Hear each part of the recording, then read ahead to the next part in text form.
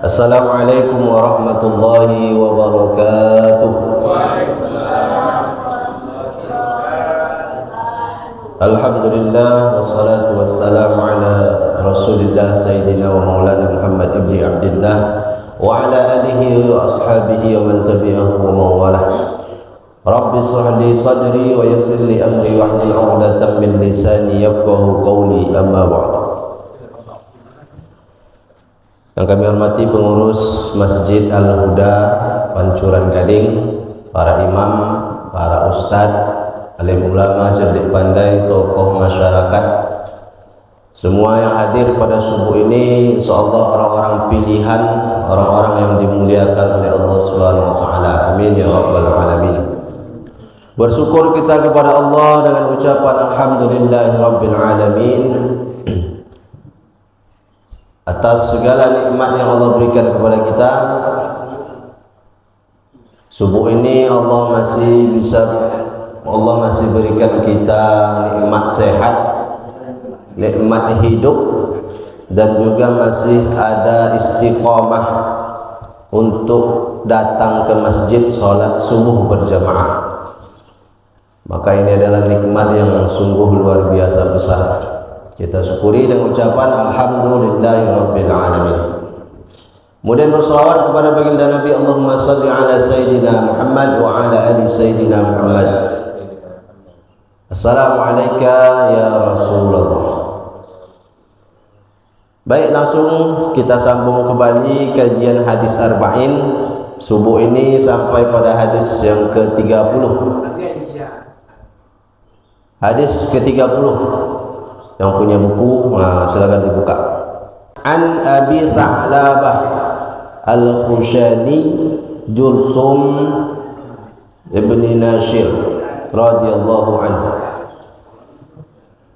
Hadis ini diriwayatkan dari sahabat Abu Tha'labah,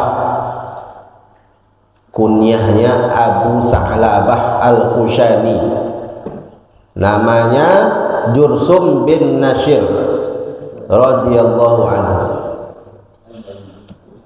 Tidak banyak catatan tentang sahabat ini yang bisa ditemukan. Hanya beliau ini ikut pada perjanjian Hudaybiyah tahun ke-6 Hijriah dan Bai'at Ridwan, bai'at di bawah pohon.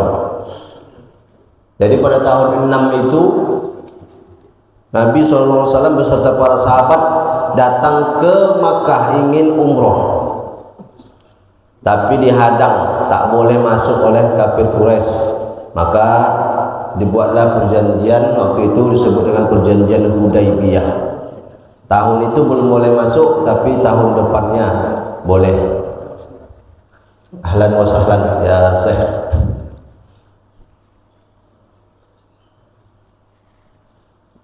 Jadi beliau ikut perjanjian Hudaybiyah dan ikut Bai'at Ridwan.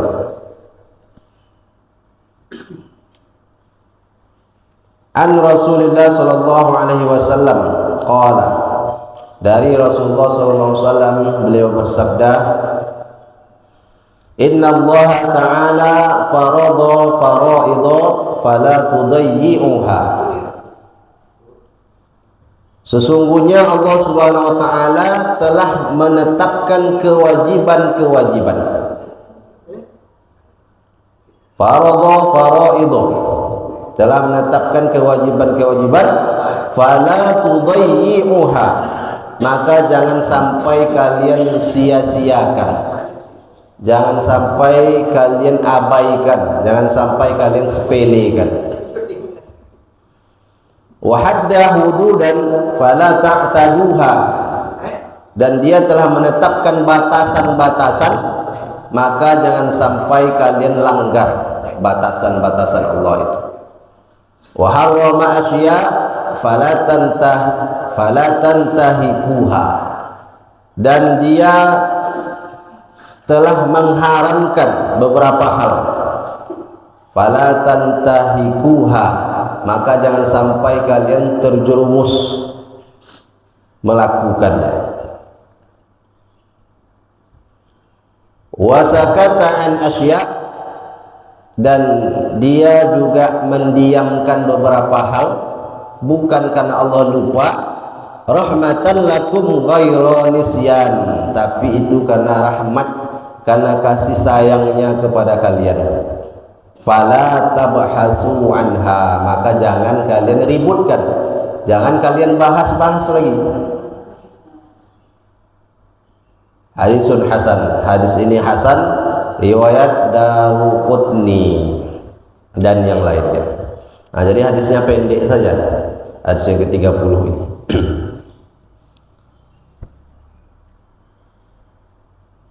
Jadi hadis ini, dalam hadis ini isinya Nabi membagi hukum itu menjadi 4. Yang pertama, faradha faraidu, hukum yang fardu. Beberapa hal sudah Allah tetapkan sebagai fardu, wajib. Fala tudayyi'uha, maka jangan sampai dilalaikan. Apa saja yang wajib?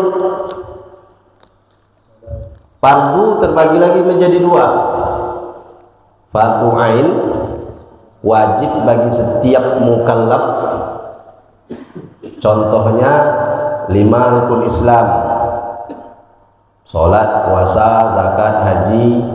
Lalu yang fardu kifayah, kalau sudah dikerjakan sebagian kaum muslimin, gugurlah kewajiban yang lain. Apa contohnya? Salat jenazah, amar ma'ruf nahi munkar,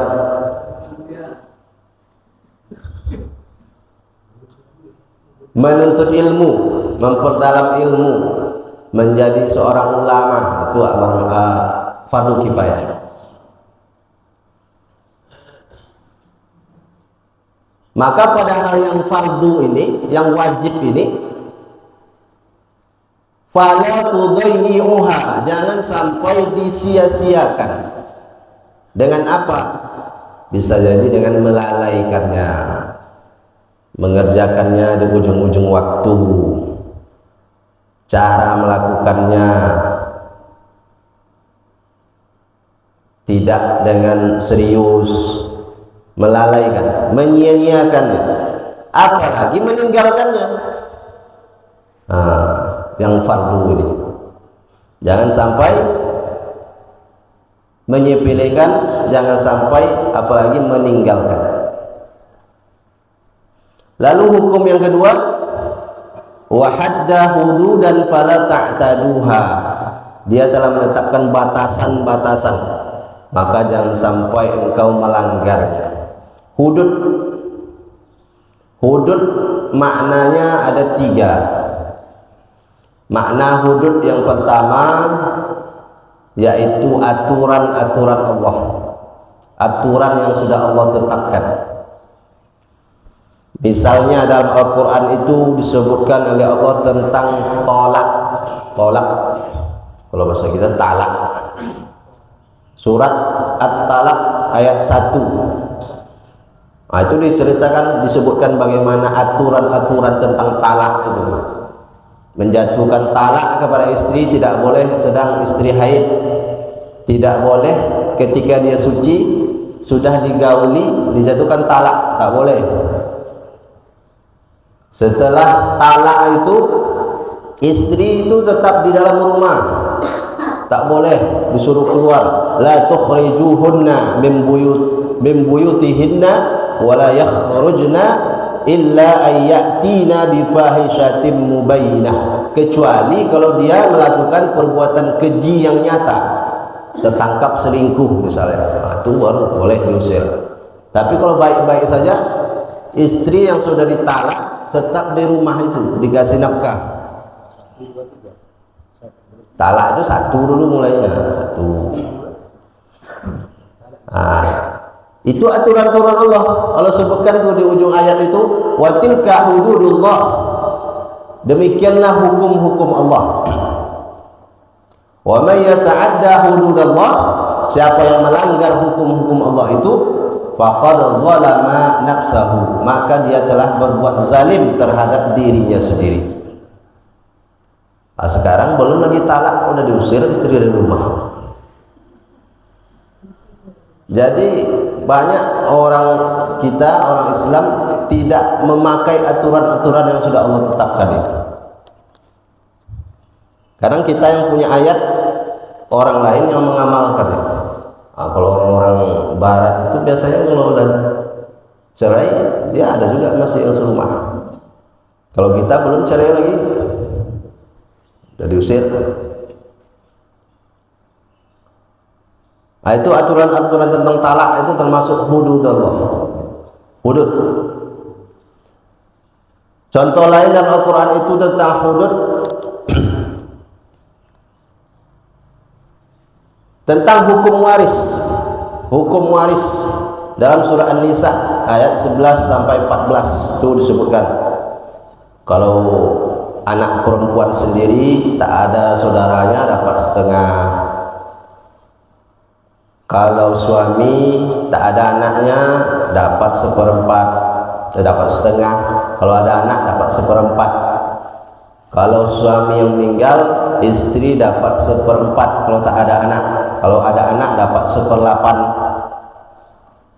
Nah, anak perempuan lebih dari satu, kalau tak ada anak laki-laki dapat 2/3. Itu disebutkan semua aturan-aturan. Di ujung ayat itu pun Allah sebutkan tilka hududullah. Demikianlah batasan-batasan ketentuan Allah. Wa may yuti'illaha wa rasulahu, siapa yang taat kepada Allah dan Rasulnya, yudkhilhu jannatin tajri min tahtihal anhar, maka dia akan dimasukkan ke dalam surga yang mengalir di bawahnya sungai-sungai, khalidina fiha, dan dia kekal di dalamnya. Wa zalikal fawzul azim, itulah kemenangan yang sangat besar. Nah, jadi itu contoh-contoh hudud bermakna aturan-aturan Allah. Wa may ya'sillaha wa rasulahu wa yata'adda hududahu yudkhilhu naran khalidan fiha. Siapa saja yang mendurhakai Allah dan Rasulnya serta melanggar batas-batasan ketentuannya itu, niscaya dia akan memasukkan ke dalam api neraka. Khalidina fiha, khalidan fiha, kekal di dalamnya. Wa azabun muhin, walahu azabun muhin, dan baginya azab yang menghinakan. Nah, jadi hudud bermakna aturan-aturan Allah. Sudah Allah tetapkan, tapi sayangnya banyak kita tak mau memakai aturan-aturan Allah itu. Nah, dalam hal warisan ini paling banyak. Kita pakai apa aja lah, kekeluargaan, kita pakai sistem ini saja.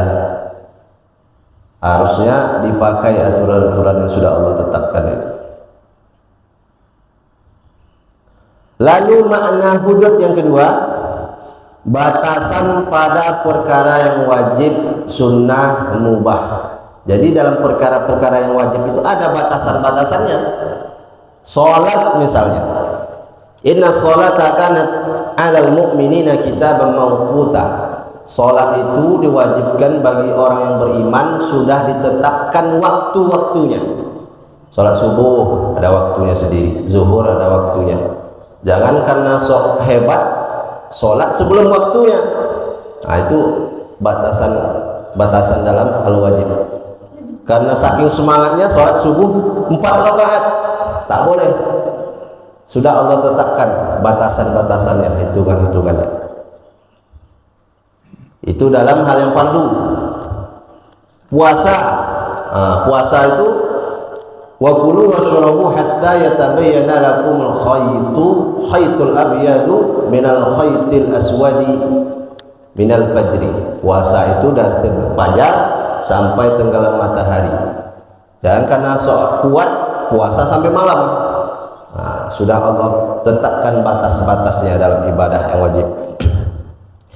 Dalam jihad misalnya juga, dalam berperang, jihad membela agama Allah, Wa qatilu fi sabilillahi allazina yuqatilunakum wa la ta'tadu innallaha la yuhibbul mu'tadin. Dan perangilah di jalan Allah orang-orang yang memerangi kamu, tapi jangan kamu melampaui batas. Jangan sampai membunuh anak-anak, jangan sampai membunuh perempuan, jangan sampai menghancurkan bangunan, jangan sampai membakar tanaman, pohon. Jangan melampaui batas, jangan sampai memutilasi. Innallaha la yuhibbul mu'tadin. Sesungguhnya Allah tidak menyukai orang-orang yang melampaui batas. Jadi dalam setiap perkara ibadah itu ada batas-batas sudah Allah tentukan. Dalam bersedekah, wasiat ada batasnya. Suatu ketika Nabi menjenguk Sa'ad bin Abi Waqqas sedang sakit. Karena Sa'ad ini orangnya kaya, maka kata Sa'ad, ya Rasulullah, aku infakkan, aku serahkan semua hartaku ini kalau aku meninggal nanti. Tak mau Nabi. Tidak, tak mau Nabi menerima. Setengahnya ya Rasulullah, tidak juga. Sepertiga ya Rasulullah, baru. As-sulusu was-sulusu katsir. Sepertiganya itu pun sudah banyak.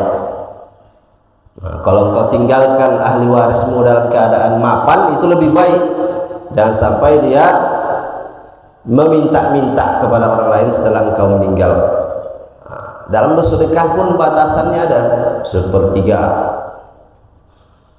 Dalam berpakaian dan makan minum, pakaian, makan, minum. Ya bani Adam khudhu zinatakum inda kulli masjidin wa kulu washrabu wa la tusrifu innahu la yuhibbul musrifin.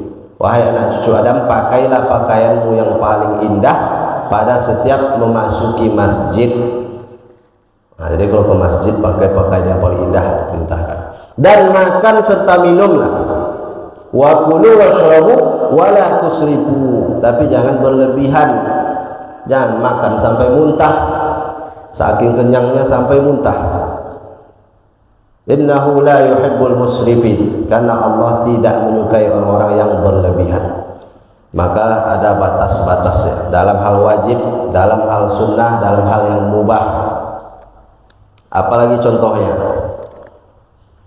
batasan dalam berjima suami istri, ada tidak batasannya? Bu ya? Ada batasan yang ketua? Tidak ada. Bahaya gitu aja. Man ata haidon aw imra'atan fi duburiha.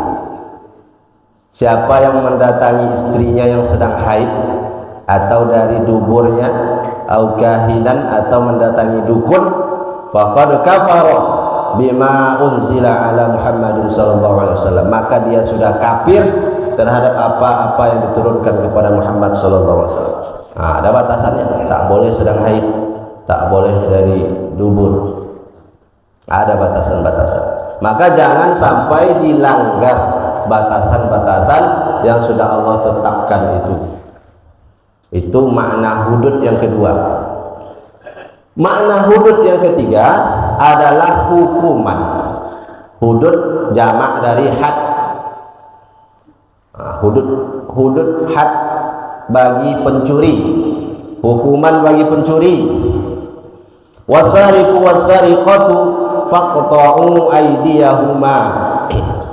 Laki-laki maupun perempuan yang mencuri, potonglah tangan keduanya.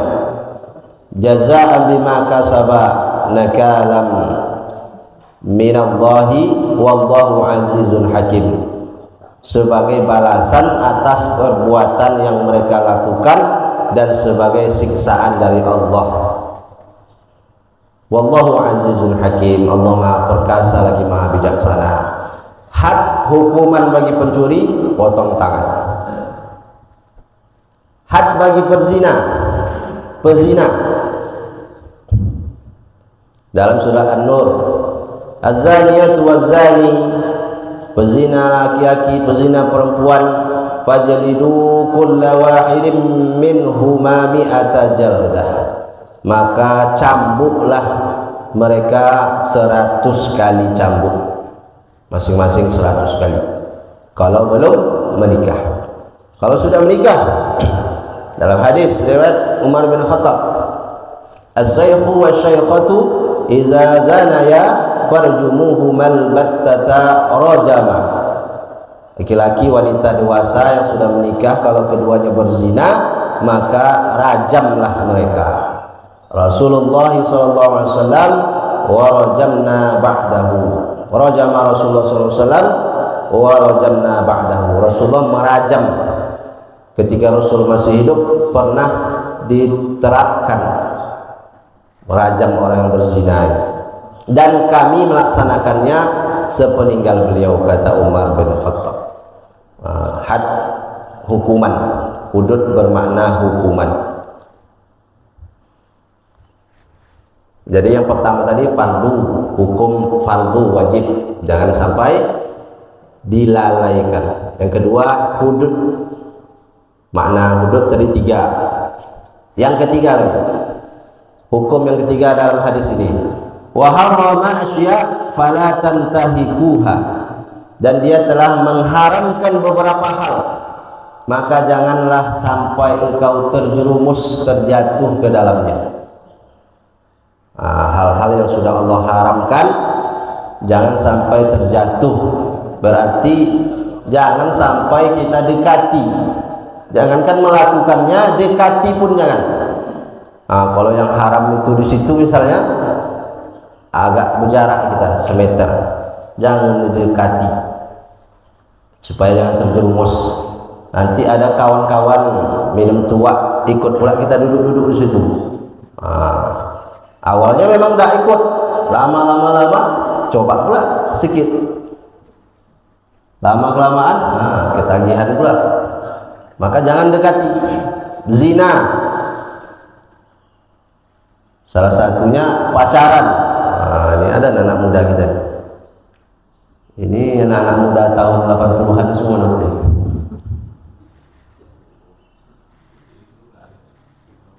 Jangan dekati, jangan sampai terjerumus. Apa-apa saja yang haram yang sudah Allah tetapkan. Perkara haram ini berdasarkan dalil syar'i, dalilnya jelas tegas. Contohnya dalam hal makanan misalnya, dalam surah Al-Maidah ayat 3 Allah jelaskan tuh banyak. Hurrimat alaikumul maitatu, diharamkan bagimu bangkai, waddamu, darah, walahmul khinzir, daging babi, haram. Wa ma uhilla li ghairillahi bihi, binatang yang disembelih bukan dengan nama Allah. Wal munkhaniqatu, binatang yang mati tercekik. Wal mauquzatu, yang mati dipukul. Wal mutaraddiyatu, yang matinya terjatuh. Wal natihatu, yang matinya tertanduk. Wa ma akalas sabu'u illa ma zakkaitum, kecuali binatang itu sempat disembelih, diterkam oleh binatang buas lalu belum mati sempat disembelihnya, itu boleh. Tapi kalau matinya diterkam binatang buas tak sempat disembelih, haram. Wa ma dzubiha 'alan nusub, binatang yang disembelih untuk berhala, haram. Binatang yang hidup di dua alam, hidup di darat, hidup di air, contohnya buaya. Apa lagi contohnya tuh? Kepiting. Kepiting dok. Banyak orang main kepiting biasanya. Nanti kita tanya Ustaz.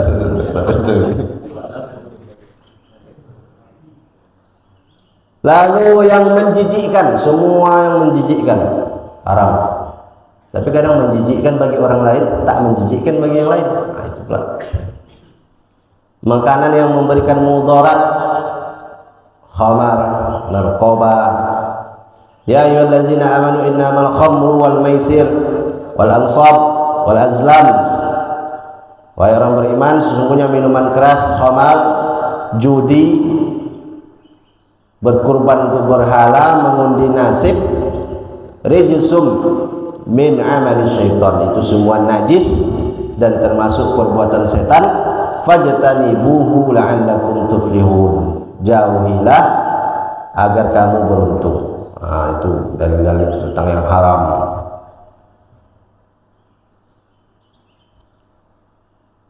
Narkoba bagaimana? Narkoba tak ada ayatnya. Janganlah kamu makan narkoba. Dalilnya kullu muskirin khamrun wa kullu khamrin haramun. Hadis riwayat Ibnu Umar. Setiap yang memabukkan adalah khamar dan semua jenis khamar adalah haram. Apalagi yang haram contohnya? Wa ahallallahu al-bai'a wa harrama riba. Allah menghalalkan jual beli dan mengharamkan riba. Yang lain, la yadkhulul jannata 'aqun, tak masuk surga anak yang durhaka. Durhaka kepada orang tua haram juga. Kalau dia kuat ancamannya itu menunjukkan haram. La yadkhulul jannata qati'ur rahim, tidak masuk surga orang yang memutus silaturahim. Memutus silaturahim haram. Banyak hal-hal yang haram. Biasanya kalau yang haram-haram ini sudah jelas ya dalil-dalilnya. Jelas. Yang halal itu jelas, yang haram itu jelas. Ada yang tidak jelas, itu namanya subhat. Mencuri, korupsi, mengambil harta orang lain tanpa hak, memakan harta anak yatim, semua itu haram. Maka yang haram-haram ini jangan sampai terjerumus kita melakukannya. Jauhi, jauhi. Hukum yang keempat dalam hadis ini yaitu mubah, atau dalam hadis ini disebut wasakata an asya. Allah mendiamkan beberapa hal, tidak disebutkan oleh Allah hukumnya. Apakah itu halal, apakah haram, Allah diamkan. Bukan karena Allah lupa, rahmatan lakum, tapi karena Allah sayang kepada kamu. Berarti boleh dia dilakukan. Maka fala tabhasu anha, jangan kamu membahas-bahasnya lagi, jangan kamu menanyakannya lagi.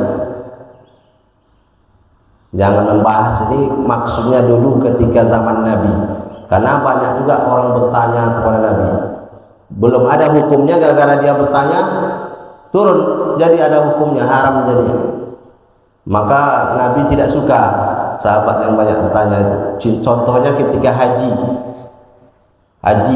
disebutkan oleh Nabi bahwa haji ini wajib bagi yang mampu. Ditanya lagi sama sahabat, apakah setiap tahun ya Rasulullah?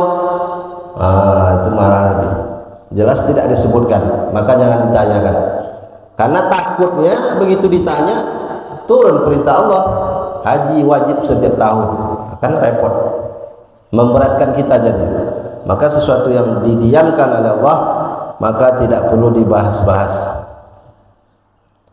Dalam hadis Nabi sebutkan, inna a'zamal muslimin jurman man sa'ala an syai'in lam yuharram fahurlima min ajli mas'alatih. Sesungguhnya orang muslim yang paling besar kejahatannya adalah orang yang menanyakan sesuatu yang tidak haram lalu menjadi haram gara-gara pertanyaannya. Ini konteksnya dulu ketika zaman Nabi, tak perlu lagi dibahas-bahas.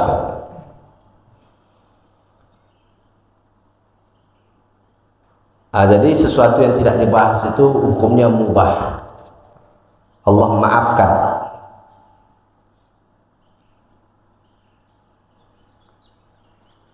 Apa contohnya?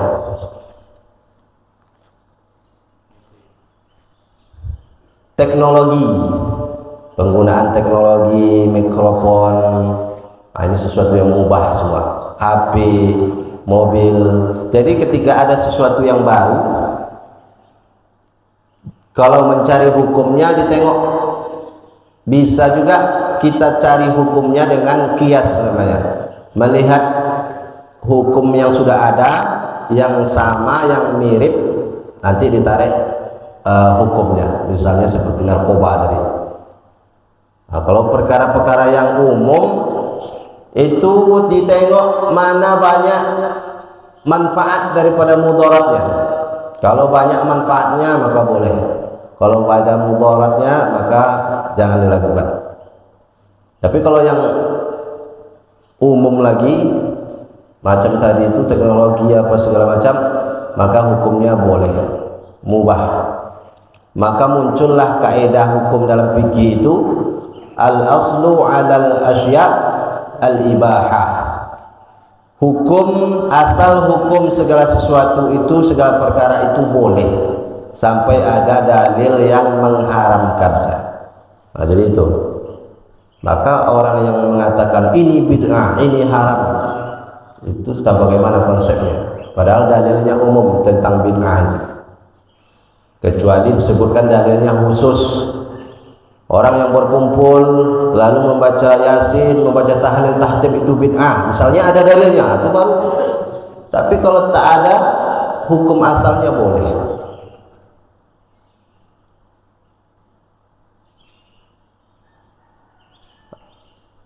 Misalnya yang lain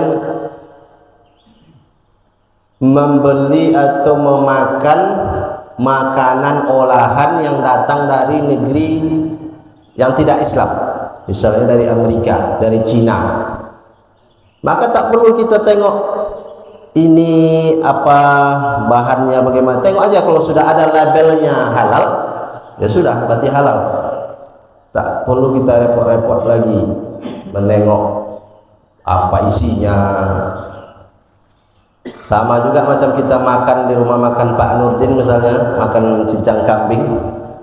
Tak perlu kita tanya ini kambingnya siapa yang motong nih Pak, ini kapan ini dipotongnya, ini pakai nama Allah tidak dipotongnya. Maka tak perlu merepotkan, memberatkan diri sendiri. Ibnu Umar pun begitu. Ibnu Umar belanja di pasar membeli keju. Keju itu datang dari negeri Majusi, diimpor. Lalu ditegur oleh sahabat yang lain, itu kan dari orang Majusi sana, kenapa engkau beli? Kata Ibnu Umar, sesuatu yang dijual di pasarnya orang Muslim maka tidak perlu lagi diragukan. Nah, tak perlu kita mencari tahu bagaimana. Begitu.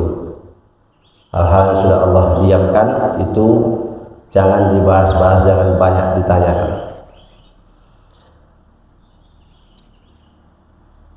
Yang jadi masalah sekarang, kadang kita yang tak tahu hukumnya. Bisa jadi ada hukumnya halal atau haram, cuma kita yang tidak tahu. Maka untuk mengamalkan hadis ini, maka perlu kita selalu belajar dan belajar, memperdalam ilmu agama kita. Karena bagaimana kita mau mengamalkan yang fardu kalau kita tak tahu yang mana yang fardu, mana yang halal, mana yang batasan-batasan aturan Allah, mana yang mubah. Tentu harus belajar. Memang hadis ini singkat tapi mengandung dasar-dasar hukum dalam Islam. Makanya selalu kita buat kajian macam tolak tadi, macam warisan, makanya kita buat fikih keluarga sama Dr. Soebi. Nanti kita belajar terus mana yang kita tak tahu, aturan-aturan yang Allah tetapkan itu. Maka tak ada kata terlambat untuk belajar.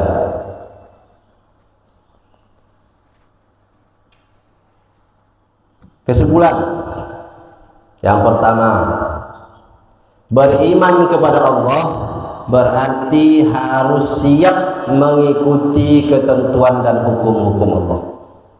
Kalau sudah kita katakan kita beriman, maka harus siap mengikuti aturan-aturan dan ketentuan-ketentuan Allah. Jangan dipilah-pilih. Udkhulu fis silmi kafah, masuklah ke dalam Islam itu secara kafah, menyeluruh. Afatu'minuna bi ba'di kitab wa takfuru bi ba'di. Jangan kamu beriman kepada sebagian isi kitab ini lalu kamu ingkari sebagian yang lain. Kalau macam itu nanti Allah siapkan azab yang pedih di akhirat nanti. Maka jangan dipilih-pilih hukum Allah ini. Kesimpulan yang kedua, jangan sampai kita meremehkan kewajiban dan melanggar batasan-batasan Allah tadi. Yang ketiga, orang yang mudah melanggar hukum Allah, mudah dia meremehkan perintah Allah, tandanya akidahnya bermasalah, cacat akidahnya, imannya bermasalah. Yang keempat, perkara yang halal dan haram harus berdasarkan dalil yang jelas. Halal dan haram harus berdasarkan dalil yang jelas. Selama masih ikhtilaf, diperdebatkan oleh para ulama, tak boleh menghukuminya dengan haram.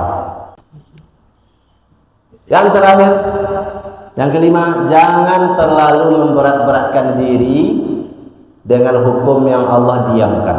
Yang tadi itu, dengan hukum yang Allah diamkan, jangan lagi kita membahas-bahas, mempertanyakannya sehingga memberatkan diri kita sendiri. Inna dina yusrun wa la yusaddad dina ahadun illa ghalabah. Sesungguhnya agama itu mudah dan tidak akan pernah seseorang bersikap keras dalam agama melainkan dia akan dikalahkan olehnya. Kalau keras sikap kita juga nanti yang kalah, capek kita.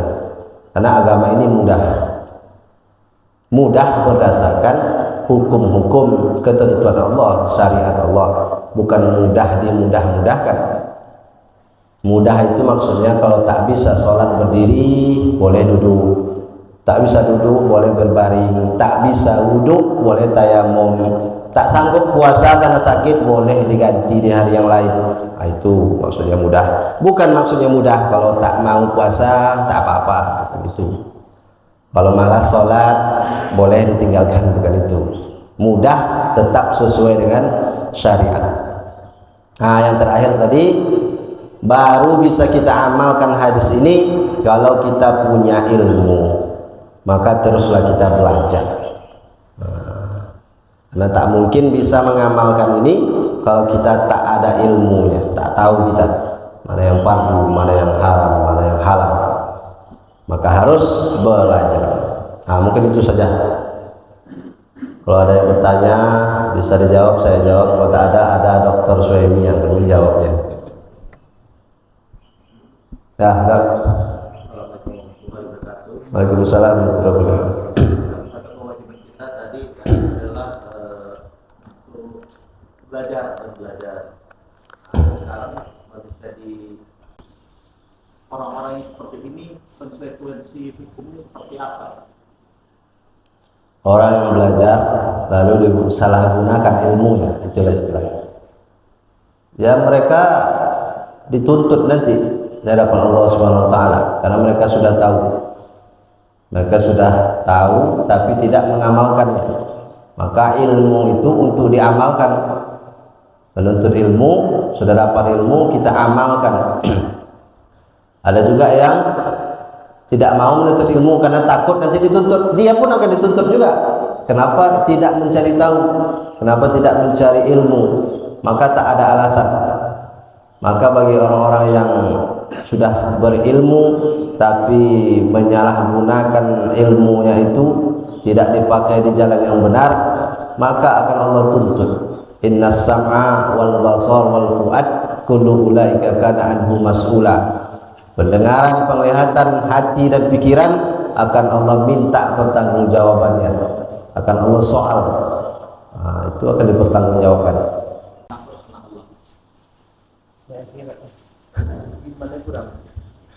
Ya balik karena masalah akidah ada imannya. Kalau dia betul-betul sudah beriman, maka takut dia. Rasa takutnya itu tak ada. Dia menyepelekan, besok aja lah, tengok di akhirat aja lah, kan itu biasanya. Iya. Imannya bermasalah. Kalau sudah iman bermasalah, macam mana lagi? Karena dia banyak makan haram bisa juga mungkin. Jadi apa yang disampaikan itu tak masuk lagi. Khatamallahu ala qulubihim wa ala sam'ihim wa ala absarihim ghishawatu lahum azabun azim. Kalau hatinya sudah terkunci, Penyebab hati terkunci itu karena salah satu makan haram. Mungkin karena itu tak bisa lagi dia, tak ada rasa takutnya lagi berbuat dosa itu.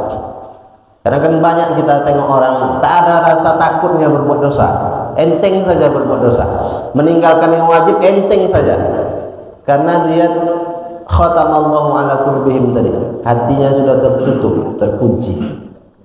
Jadi dikasih nasihat pun tak mendatangkan hidayah, mendengar pengajian pun tak membuatnya takut. Masalah iman, masalah hati sudah tertutup.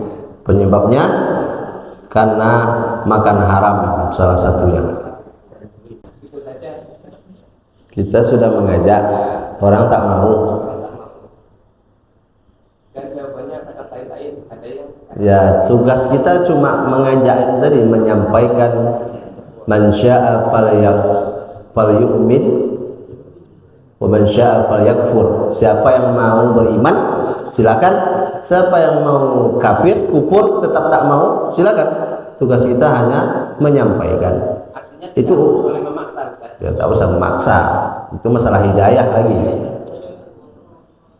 Ya kita, kalau kata Tuan Guru, urus saja urusan kita hanya mengajak, menyampaikan. Perkara dia mau tak mau itu bukan urusan kita, dan jelas kewajiban kita sudah selesai. Artinya insya Allah di akhirat nggak Nggak lagi, kecuali kita diam saja, baru.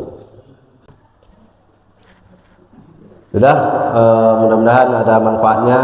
Subhanakallahumma wa bihamdika asyhadu an la ilaha illa anta astaghfiruka wa atubu ilaik. Wabillahi taufiq wal hidayah. Assalamualaikum warahmatullahi wabarakatuh.